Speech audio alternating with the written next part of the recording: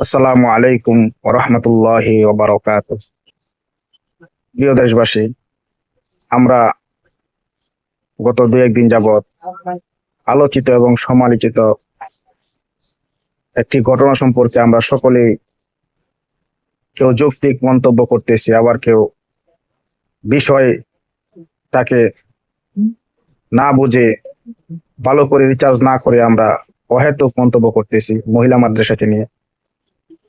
আলোচিত যে ঘটনাটি ঘটেছে নেত্রকোনার মদনে 11 বৎসরের একটি মেয়েকে ধর্ষণ করা হয়েছে অভিযোগ। আসলে আমরা এই ঘটনা অভিযুক্ত যে মোতামিম আছে আমরা ওনার মুখ থেকে শুনি, তারপরে আমরা বিচার করি। আজকে আপনাদের সামনে খুব গুরুত্বপূর্ণ এবং মর্মাহত একটি বিষয় নিয়ে কথা বলতে আসছি। আমি কথা বলতে পারতেছি না, অসুস্থ। তারপরেও যদি কিছু না বলি তাহলে আপনারা হয়তো আমাকে সন্দেহ করতে পারেন, তাই আমি আমার কিছু কথা আপনাদের সাথে শেয়ার করার প্রয়োজন মনে করলাম।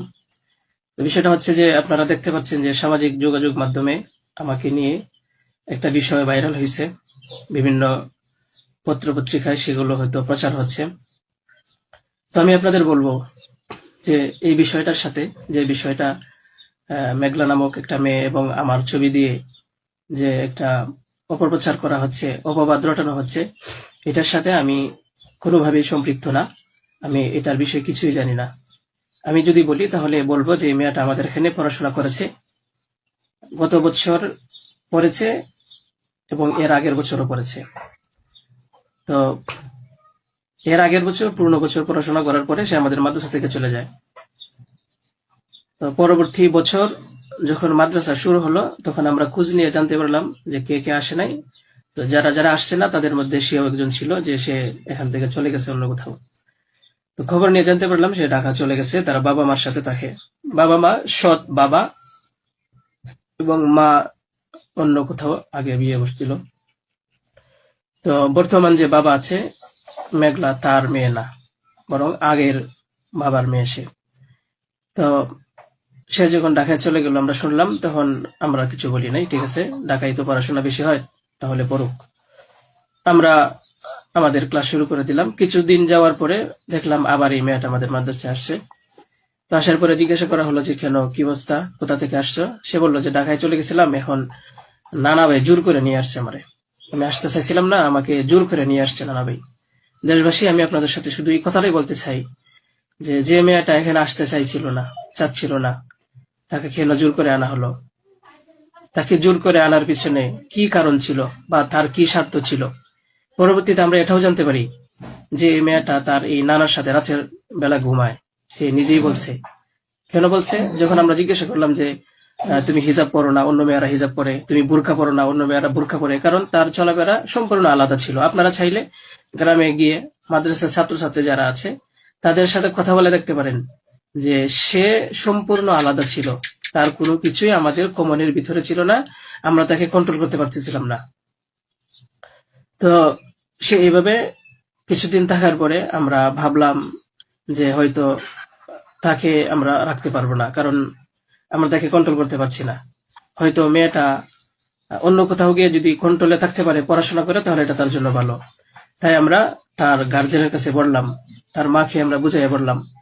আমাদের উদ্দেশ্য এটাই ছিল যে তার মা যেন তাকে বুঝিয়ে বলে যায় যে হুজুরের কথা মেনে চলবা, মাদ্রাসার নিয়ম কানুন মেনে চলবা, এই কথাগুলো উনি বুঝিয়ে যাবেন। কিন্তু উনি কি করছেন যে ওনার মেয়েকে উনি বলছে যে না, আমি এখানে রাখবো না, নিয়ে চলে যাব।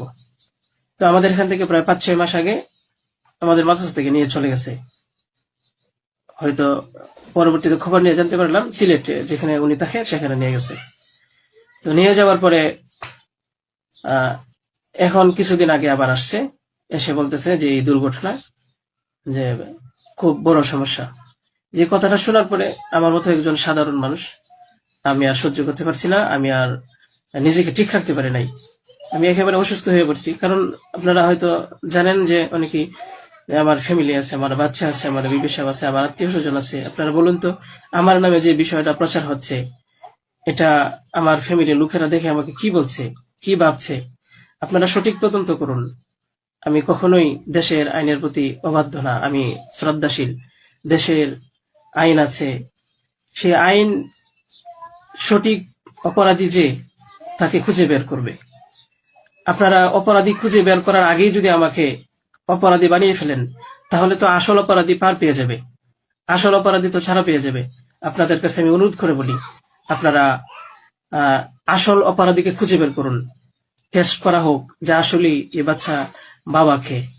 আপনারা আমাকে টেক দিচ্ছেন, বিভিন্ন পত্রিকায় টেলিভিশনে বলা হচ্ছে।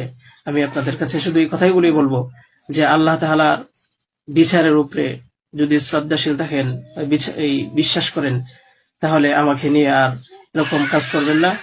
আপনারা সঠিক তদন্ত করে সঠিক অপরাধীকে খুঁজে বের করুন। আমি আপনাদের সামনে আর কথা বলতে পারতেছি না। আপনারা সবাই ভালো থাকবেন, ইনশাল্লাহ পরবর্তীতে আরো কথা হবে ইনশাল্লাহ। আসসালামু আলাইকুম ওয়া রাহমাতুল্লাহ।